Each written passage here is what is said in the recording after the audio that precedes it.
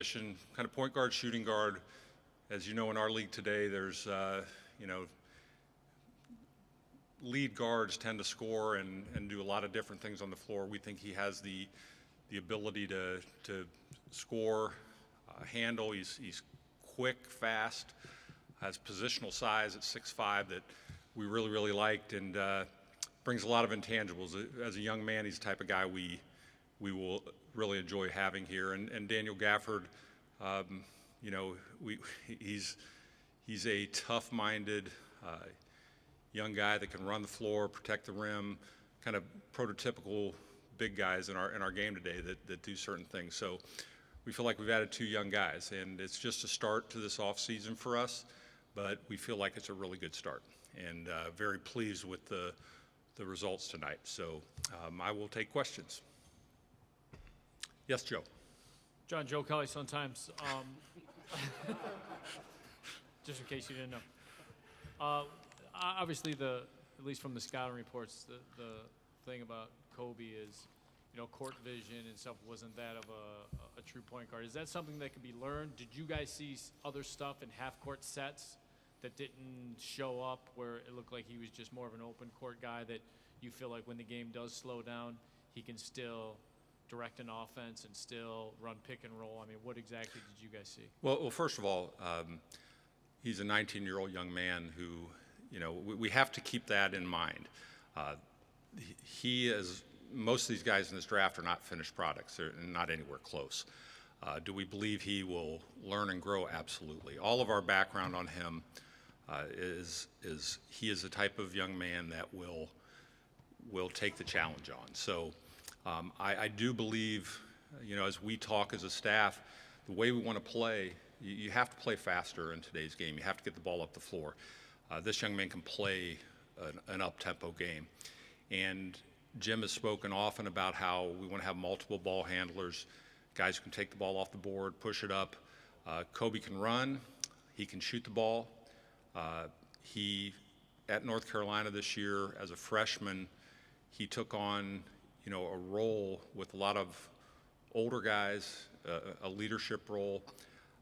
We're, as you go about your work, and I said this when the season ended, and when you start digging into the draft, you start looking at the individual and what he can, do for your organization, and we feel he's just a really good fit for us. And he's got a world of talent.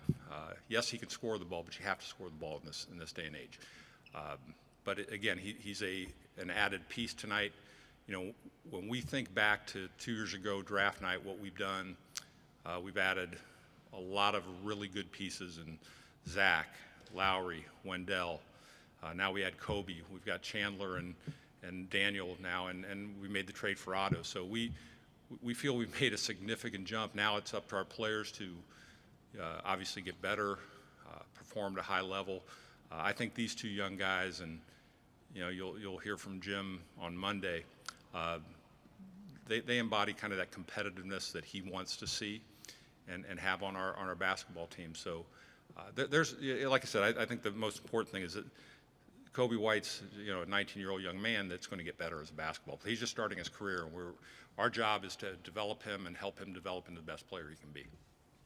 John, competition, particularly in practice, can be often a good thing. How do you think Chris Dunn will handle this night, and do you still see a role for him on this team? You didn't mention him when you just ran down the people you've acquired. Well, I've mentioned many times since the season ended that we have not given up on Chris. He's a good basketball player, and I should have mentioned him earlier, so I apologize. My long day, brain's fried, but we still value Chris very much. But competition is a part of this business, and that you have to have that. I think the goal for us is to be deeper, more talented. You see in our game today, the successful teams, they have a roster that's, you can, it's got versatility and those types of things. So we respect Chris Dunn. We want him to come in and work, but nothing can be given to you in this game. And hey, if he comes in, as we hope in training camp, and is in great shape and ready to roll, he has every chance to earn any job, any spot he wants, just like any of our guys do. After the addition of Coby, what's the thought process and how does it affect your spending in free agency as it pertains to the point guard position? Do you still want to add a veteran point guard, or do you shift the focus elsewhere? We're not going to. I'm not going to talk tonight about specifics. We've already had a ton of dialogue as a staff. We have a very good understanding of the direction we want to go and how we want to use our money. We're going to attack that at the proper time, but we have specific ideas in mind and how we want to go about the offseason, after the draft, which starts now. Hey, John, how is his defense, and what's your level of confidence in a Coby White, Zach LaVine backcourt defensively? Everything we've watched with Coby defensively, again, he's 6'5" and strong. That's the first thing. He has the tools to be a very good defender. And we watch him, he moves his feet well, those type of things. So, like I said before, he's a very young player.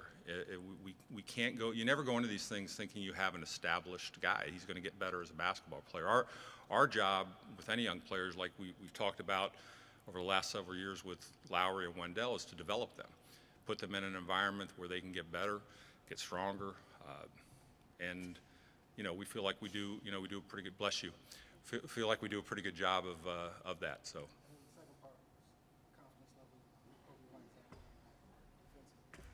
Yeah, we'll see how that develops, but we think Coby can be a good defender. Yeah, but he's young. There's guys come in this league. There's a learning curve. I don't care who you are, and what position you play. He'll be challenged every night. Guarding some really good players. Jim will challenge our guys to be better defensively. That's something he'll do from day one. John, Coby said that his best individual meeting with any coach was with Jim. How important was that to you guys that they hit it off and that they had that relationship from the beginning? Well, it's always good. I think what that showed Coby is, and you've heard me talk about this about Jim. His care factor for our organization, the team, the players is very, very high. And what he did was he took film of Coby, some good, some not so good, and sat with him and went through the film and talked to him about it. It was, from what both of them described, Jim especially, it was a good basketball conversation. And we had an opportunity to talk to Coby just a little while ago, and Jim brought that up, and he's anxious for more of those. The great players want to learn. They want to be coached. They want to feel that you're investing in them, and our guys feel that. It's pretty obvious right now that our guys understand what Jim's philosophy is. He is going to coach them hard, but young guys need to be coached hard, and they need to be demanded certain things, but they also have to know that you're doing it for the right reasons, and Jim's really good at that. I think Coby saw that day. John, you talked about the obvious importance of pushing the ball and playing at a faster pace. Does the addition of Coby kind of change how you look at maybe the identity of the Bulls? Is this going to be something that's going to represent where you maybe want to go in the next few years? Well, I think there's a couple things. Yes, if you study our game, it's a quicker pace game. It's a more open game, spacing the floor, those type of things with those type of players. I think one of the understated things that we've done is, Jim's changed a couple key components of his staff. We have Chris Fleming now, who has a very bright offensive mind, who believes in quicker pace, some of the actions out of that I think will be really good for our team. One of the things we like about Coby a lot is that he can play off the ball. And we talk a lot about the multiple ball handlers, that type of thing. And he's a guy that can, he can run because he's fast. He can spot up and shoot it. So yeah, we're trying to build a team to play effectively in today's modern game. That means versatility in a lot of different areas. So the fact that Coby can play both positions. Now, in today's game where you talk a lot about pure points, I don't know how many pure points we really have anymore. The guys, most really good point guards have a scoring component to them, an effective scoring component to them. So we see him at this stage, just 1 year out of college, 19-year-old young man, that he's going to get better and better. So, but it's going to be a process, as it always is. But we feel like we've added to our talent base, our asset base tonight, and now we can. We feel very confident going into free agency with this group we have and adding some what we feel can be really valuable pieces to this group.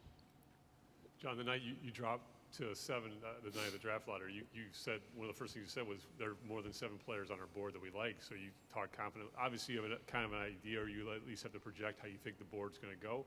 And then tonight it changes with the 2 trades above you.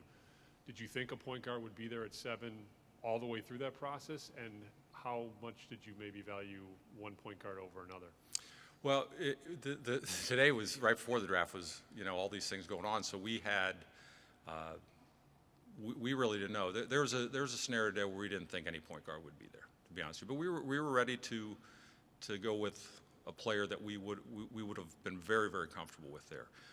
Again, it's the last week we've sat in our room and gone over every possible scenario you can go over. If teams take certain players, so we were ready, and we would have felt really good about it.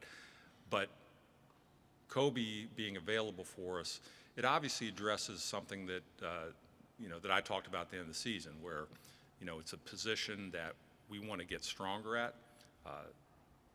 The competition that we should have there now is good. Today where playing 82 games for players now seems to be maybe we've seen those days over with, and to have a versatile roster, to have guys that can be interchangeable. You might see times where we play Coby and Chris Dunn together. I think Jim's real excited about where we're heading and the possibilities there. Did we favor one over the other?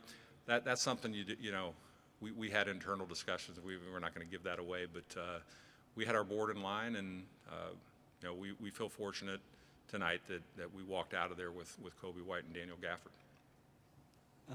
How do you see the balance of your roster, having added 2 more young players to all the young players you have? Are you able to make a projection about next season? And you haven't really mentioned a 2nd-round pick yet. He seems like a defensive rolling center. He is. He's a defensive rolling center, high energy, can run the floor. He's very athletic. His rebound numbers, analytically, his shot blocking numbers are really high. Played in a really difficult conference and produced. So we think he could be, again, he's a young man that's going to have to earn his stripes, but we liked him as a basketball player. So, but yeah, we're still very young. We've recognized that for the last couple of years, and we know that this offseason now we have to address some veteran players that can fit into the group that we have, help us win basketball games. It's something that's exciting for us. And talking to tonight as we sat together as a group, Gar and Jim Boylan, and we're really excited about the possibilities. But this league is competitive. It's difficult. Other teams are sitting there tonight feeling like they did a great job with their draft and the direction they're going. So we have to stay focused and kind of single-minded on how to get better. And we have ideas in free agency. They've got to be the right type of guys for us. But Jim often talks about, he wants the competitive guys. He wants the tough guys, the tough-minded people. I think we got 2 tough-minded young people tonight. We have to approach it the same way as we get into free agency. Yes, Sam? I wanted just to follow up without a microphone. Yes. Did you give any consideration to, Toronto's one, but Kawhi Leonard could leave in free agency. Boston has a number of guys potentially leaving free agency, that the Eastern Conference may be more open than people expected. Do you look at that factor as well, too, when you're doing these things? Well, you always pay attention to them, but I think we're still in that position of we're trying to get better. We're trying to build a roster that is sustainable and can win. We always have understood it's difficult when you're young, but you can't use that excuse for you can't keep using that. Lauri Markkanen is going to be going in his 3rd year. Zach LaVine's been in the league for a long time, so is Otto. We got Wendell, who's now, got 1 year, half a year under his belt. But so we're looking to improve and to be a team that competes every night, because there's been times where we haven't competed at the level that we need to. Hey, John, Hope that answers your question, Sam. Thank you. John, I wanted to ask you about how the draft process has changed a little bit. Coby White talked about how he came in here and visited but didn't work out, and I think the only guys that came in here and did work out were, the like lottery type guys, or Culver and Sekou. Did that make it any more difficult to judge these guys? Because it's a lot different than it used to be. It is different, and it's.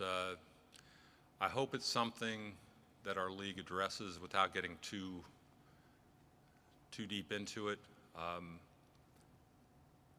The agents, and there are a ton of good agents, but the way our system is set up, they have control over this process, and it's oftentimes difficult to get certain information that you should be able to get. So I know the league's aware of it, and hopefully we can change some things going forward, but it just shows you, it puts a premium on your scouting from the get-go. And we're approaching a time where high school players are going to be able to come back into the league, and so our scouting is going to have to get even better, more detailed, all those type of things. So it's not going to get any easier, I'll tell you that. So, but Gar and I talk about this all the time. We are really confident in our process in terms of our draft. We do not have a huge staff, but we cover a lot of ground. Dismissing guys is almost as important as who you really like, to drill down. And our guys work really hard. I'm really proud of the group we have. You added Coby White, plays really fast. You just mentioned Chris Fleming as well, offensive-minded, wants to push the pace. Is Jim on board to push the pace? Because you guys were 21st last year in the NBA in pace. Is this something he's embracing, or is it something that you've kind of seemed to be pushing onto him, viewed another way? No, we're not pushing anything onto our head coach. Jim wants to play faster. There's a, in watching the game basketball, there's a, offense and defense work together. If you're an efficient offensive team, a lot of times you're a better defensive team, because teams got to take the ball out of the basket, to run up, run against you. If you're not an efficient offensive team, you turn it over a lot. You're not going to be as good a defensive team. Jim has a philosophy. The multiple ball handler system is something that lends itself to playing faster, because you can get the ball off the board, hopefully, and guys can push it themselves, but you need a commitment to running. And I don't think we've always had guys committed to running, and that'll be something that, from training camp, hopefully this summer, those type of things are, I know Jim wants to emphasize them and play. It's simple. It's simple when you think about it. I mean, if you get the ball up quicker, you have more options. You can move the ball from side to side. Teams have to guard a little longer, those type of things. So, and Coby obviously has proven that he can play an up-tempo game. Will he make some mistakes? Of course, all guards do. All rookie guards are going to have a learning curve. If you go back last year to Trae Young, if you watch the first 30 games of Trae Young's career, he had a tough time at times, but he's a talented young man, and he figured it out and had a great year. So I'm not comparing Coby to him, but I'm just saying that the position itself is difficult for a young guy. It's probably even harder, but we have confidence that he's a great kid, and he's going to learn. We good? Thank you so much.